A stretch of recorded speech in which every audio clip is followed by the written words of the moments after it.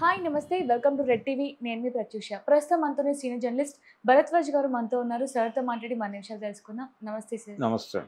సరే MP BJP MP CM Ramesh గారు ఇప్పుడు ఆయన చేసిన వ్యాఖ్యలు ఏవైతే ఉన్నాయో తెలంగాణ పాలిటిక్స్ మొత్తం కూడా సంచలనం సృష్టిస్తున్నాయని చెప్పొచ్చు. అదేంటంటే ఆయనతో ఒకప్పుడు కేటీఆర్ గారు కవితను వదిలేయండి బీఆర్ఎస్ని బీజేపీలో విలీనం చేస్తామని కేటీఆర్ గారు వ్యాఖ్యలు ఇచ్చినట్టు ఆయన చెప్పుకొస్తున్నారు. ఇప్పుడు ఇందులో ఎంతమంది నిజానిజాలు ఉన్నాయి సార్? అంటే వాళ్ళిద్దరి మధ్య గొడవ మొదలైంది. గొడవ మొదలవటానికి రకరకాల రీజన్స్ ఉన్నాయి. అంటే తెలంగాణ సెంటిమెంట్ని ఇప్పటికీ కొంచెం రైజ్ చేయటం ద్వారా తమ పార్టీకి ఉనికి ఉంది అనే విషయం చెప్పుకోవాలనేది బీఆర్ఎస్ ప్రయత్నం. ఆ ప్రయత్నం చాలా బలంగా చేయడానికి కేటీఆర్ రకరకాల ప్రయత్నాలు చేస్తూ అందులో భాగంగానే కాంగ్రెస్ ప్రభుత్వం పర్టికులర్గా రేవంత్ రెడ్డి గారు ఇచ్చినటువంటి ఒక రోడ్ కాంట్రాక్టును పట్టుకొని ఆ రోడ్ కాంట్రాక్టు రిత్విక్ ప్రాజెక్ట్స్ అని ఒక కంపెనీకి వెళ్ళింది. ఆ కంపెనీ యాజమాన్యంలో ఈయన ఉన్నాడు. సీఎం రమేష్ కొడుకు పేరే రిత్విక్ అనేది. కాబట్టి ఆయన కొడుకు పేరుతో ఉన్నటువంటి కంపెనీ ఇప్పటికీ రాజేష్ అనే పేరుతో వాళ్ళ బ్రదరే ఉన్నాడు అక్కడ. కాబట్టి ఆయన నేరుగా నాకు ఆ కంపెనీతో ఏ సంబంధం లేదు, నేను బయటకు వచ్చేస్తానని చెప్తున్నాడు. కానీ రమేష్ గారు ఆయన ఫ్యామిలీకి సంబంధించినటువంటి వ్యవహారమే ఉంది అక్కడ. కాబట్టి ఆ కంపెనీకి కాంట్రాక్ట్ వచ్చింది. కాంట్రాక్ట్ రావటం తప్పు అని అనాల్సిన అవసరం లేదు. ఎందుకంటే రకరకాల వ్యక్తులు రకరకాల ప్రాంతాల్లో కాంట్రాక్టులు కాదు అన్నీ చేస్తూనే ఉన్నారు. ఇప్పుడు ప్రధానంగా తెలంగాణకు సంబంధించి ఇక్కడ ఎప్పుడైతే ఆయన ఆంధ్ర పెట్టుబడిదారుడు వచ్చి ఇక్కడ పెట్టుబడి పెడుతున్నాడు, ఇప్పటికీ ఆంధ్ర వాళ్ళకే వర్క్స్ వెళ్తున్నాయని సెంటిమెంట్ని ఈ కోణంలో రైజ్ చేయడానికి ప్రయత్నం చేశాడు కేటీఆర్. దానికి రియాక్ట్ అవుతూ ఈయన మాట్లాడుతూ ఇంకా మీరు ఆంధ్ర అని మాట్లాడుతున్నారు, మీరు ఆల్రెడీ ఓ జాతీయ పార్టీతో విలీనానికే సిద్ధపడిపోయినటువంటి పరిస్థితి అంటూ ఇవన్నీ తవ్వి బయటపెట్టాడు. అంటే కవితని వదిలేస్తే బీఆర్ఎస్ని విలీనం చేయటానికి అనేది నిజానికి అట్నుంచి ఒక ప్రపోజల్ వస్తే వచ్చి ఉండొచ్చు.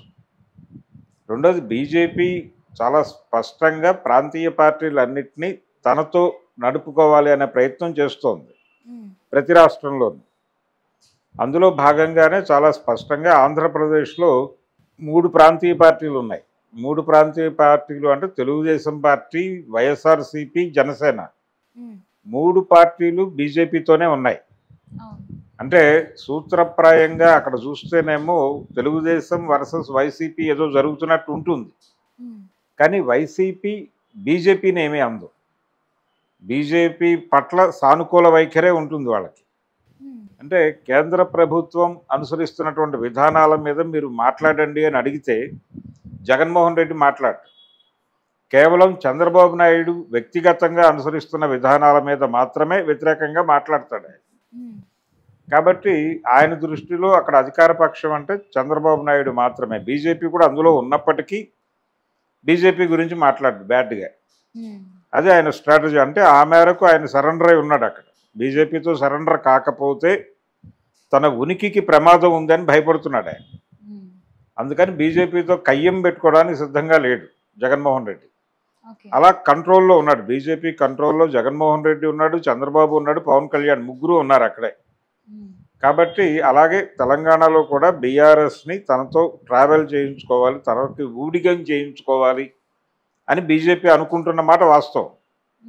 సో ఈ ప్రతిపాదన వస్తే అట్నుంచి రావాలి. అంటే మీరు విలీనం అనే దానికి విలీనం అనేది కూడా వాళ్ళు విలీనం చేసుకోరు. విలీనం చేసుకోవటం అనే స్ట్రాటజీలో వాళ్ళు లేరు. బీఆర్ఎస్ అనేది ఒక స్పెషల్ ఎంటిటీగానే ఉండాలి. బీఆర్ఎస్ ఉండాలి. రేపు టీడీపీని కూడా ప్రవేశపెడతారు అవసరమైతే. కాంగ్రెస్కి వ్యతిరేకంగా ఒక పెద్ద ఐక్య సంఘటన కట్టి ఈ ఐక్య సంఘటన అంటే కాంగ్రెస్ని ఒంటరిని చేసి ఓడించి బీజేపీ లీడ్ చేస్తున్నటువంటి ఒక సంకీర్ణ ప్రభుత్వాన్ని ఇక్కడ అధికారంలోకి తీసుకురావాలి అనేది వాళ్ళ వ్యూహం. కానీ బీఆర్ఎస్తో పొత్తు పెట్టుకోవడం వలన, బీఆర్ఎస్ని విలీనం చేసుకోవటం కన్నా పొత్తు పెట్టుకోవడం వలన ప్రయోజనం ఉంటుందని వాళ్ళు అనుకుంటే, పొత్తు పెట్టుకుంటే ఎవరు లీడ్ చేస్తారు దీన్ని అంటే బీజేపీ నాయకత్వం కిషన్ రెడ్డో లేకపోతే మరొకరో లీడ్ చేసేటువంటి భారతీయ జనతా పార్టీకి అనుబంధ పార్టీగా బీఆర్ఎస్ ఉండటానికి అంగీకరిస్తుందా? 10 ఏళ్ల పాటు ఈ రాష్ట్రాలన్నీ పరిపాలించినటువంటి పార్టీ అది. అంటే కేసీఆర్ 10 సంవత్సరాలు ముఖ్యమంత్రిగా ఉన్నటువంటి వ్యక్తి రేపు ఎవరో అక్కడ బీజేపీ నాయకులు లీడ్ చేసేటువంటి ప్రభుత్వంలో ఏదో ఒక భాగం పంచుకోవడానికి సిద్ధపడతాడా అనేది ప్రశ్న. అంటే నాయకత్వం మాకివ్వండి అని అడుగుతాడా? ఇప్పుడు అక్కడ ఏపీలో జరిగింది అదే. తెలుగుదేశం, జనసేన, బీజేపీ కలిసి పోటీ చేసినా కానీ చంద్రబాబు నాయుడు అది పెద్ద పార్టీ కాబట్టి, పైగా ముఖ్యమంత్రిగా పనిచేసిన సుదీర్ఘ అనుభవం ఉంది ఆయనకి. అప్పటికి 14 ఏళ్ళు పనిచేసి ఉన్నాడు ఆయన. కాబట్టి ఆయనకి ఇవ్వటం ధర్మము అని ప్రపంచం అంతా అనుకుంది, బీజేపీ కూడా అనుకుని ఆయనకి అధికారం అప్పజెప్పింది. అలా ఇక్కడ కూడా కేసీఆర్కో కేటీఆర్కో బీఆర్ఎస్కు ఉన్నటువంటి ప్రాముఖ్యత రీత్యా బీఆర్ఎస్ కంటే వాళ్ళు కాంగ్రెస్ని ఓడించి బీఆర్ఎస్ చేతిలో అధికారం పెడతారేమో అనేటువంటి అనుమానం కూడా కొంతమందిలో ఉంది. కానీ అలా చేయరు వాళ్ళు.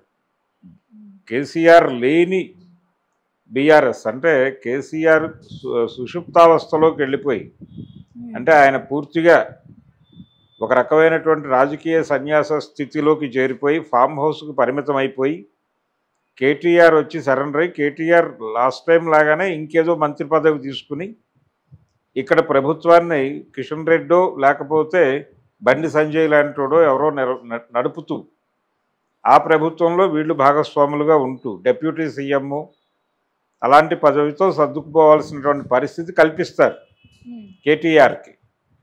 ఆ పరిస్థితిలో ఆ మేరకు సరెండర్ అవడానికి కేటీఆర్ సిద్ధపడితే ఐక్య సంఘటన ఉంటుంది, లేకపోతే ఉండదు.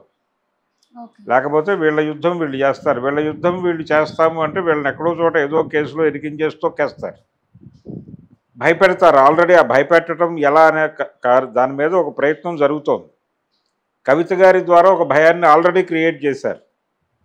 మేము ఏదో కేసులో ఎవరో ఒకళ్ళని తీసుకెళ్ళి ఎక్కడో చోట పెట్టేయగలం, ఆ కెపాసిటీ మాకు ఉంది అని కవిత గారిని అక్కడ ఢిల్లీ లిక్కర్ స్కామ్లో తీసుకెళ్ళి అంతకాలం లోపల పెట్టి ఆవిడకి బెయిల్ రాకుండా చూసి ఆ మేరకు టెర్రరైజ్ చేయగలిగారు. ఆ కాంటెక్స్ట్లో ఎక్కడో దొర్లుంటుంది ఈ మాట. దాన్ని సీఎం రమేష్ తవ్వి తీసి చెప్పాడు, మీరు కూడా మాకు లొంగి ఉన్నవాళ్లే, మీరు కూడా నేను ప్రాతినిధ్యం వహిస్తున్నటువంటి, ఇప్పుడు ఆ పార్టీకి ఎంపీ ఆయన కాబట్టి నేను ఎంపీగా ఏ పార్టీలో ఉన్నానో ఆ పార్టీకి మీరు గతంలో తలవంచడానికి సిద్ధపడ్డారు, ఇది మీ క్యారెక్టరు అని చెప్పడం కోసం ఆ విషయం ప్రస్తావించాడు ఆయన సీఎం రమేష్. ఇప్పుడు అంగీకరించడమా లేదా అనేది బీఆర్ఎస్ తాలూకా పాయింట్. బీఆర్ఎస్ అంగీకరిస్తే అంటే లొంగ తీసుకోవటంలో భాగంగానే కవిత గారి మీద కేసు పెట్టారు అనేది ఈ ఎపిసోడ్లో ఎస్టాబ్లిష్ అయింది. రేపు మరింత లొంగ తీసుకోవడానికి కేటీఆర్ మీద ఇంకేదో కేసు పెట్టి లోపలేసినా వేయచ్చు. కాబట్టి వేయటం ద్వారా ఆ పార్టీని సరెండర్ చేసుకుని తాము ఇచ్చినటువంటి పదవులతో సంతృప్తి పడి నడవాల్సిన పరిస్థితి కల్పిస్తారు. కాదు అంటే కనుక కేసుల్లో ఇరికించి లోపలేస్తారు. ఇటువంటి పరిస్థితి క్రియేట్ చేశారు తెలంగాణలో కూడా. తెలంగాణలో మాత్రమే కాదు, ప్రతి రాష్ట్రంలోనూ ఇదే పరిస్థితి ఉంది. కేసులు పెట్టి బెదిరించి, చంద్రబాబు నాయుడు మీద ఆ స్కిల్ స్కామ్ అనేటువంటి కేసు పెట్టి బెదిరించి ఆయన్ని సరెండర్ చేసుకున్నారు. ఆయనకి గత్యంతరం లేదు అనే విషయం అర్థం చేయించారు. ఆయన ఇప్పుడు నెక్స్ట్ ఎలక్షన్లో కూడా మీకు సరెండర్ అయ్యే ఉంటానని చెప్పాడు మొన్నే. కాబట్టి ఇప్పుడు ప్రతి ఒక్కళ్ళని లొంగ తీసుకోవటం అనే ప్రోగ్రాంలో భాగంగా ఇప్పుడు బీఆర్ఎస్ మీద ఈ సరెండర్ ప్రోగ్రాం పెట్టారు బాధ్యత. ఏ మేరకు లొంగిపోతారో చెప్పండి మీరు తొందరగా అని అడుగుతున్నారు. మరి ఇప్పుడు బీఆర్ఎస్ ఏం మాట్లాడాలో నిర్ణయించుకుని ఒక మాట మాట్లాడాలి. ఇది సీఎం రమేష్ ద్వారా ఈ బత్తీ వెలిగించారు. ఆంధ్ర వైపు నుంచి ఈ బత్తీ వెలిగించారు. ఆంధ్ర ప్రాంతానికి చెందిన బీజేపీ ఎంపీ నుంచి ఈ ప్రోగ్రాం మొదలైంది. సో ఇది బీజేపీ అగ్రనాయకత్వం నడిపిస్తున్నటువంటి గేమ్గానే చూస్తాను నేనైతే. Okay, thank you so much sir. Thank you.